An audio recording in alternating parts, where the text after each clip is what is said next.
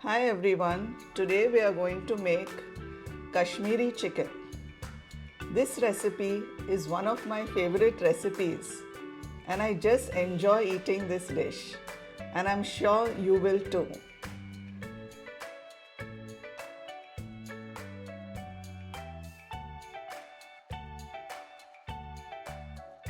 This chicken can be had with roti, naan, paratha, kulcha, but it also tastes very good with rice.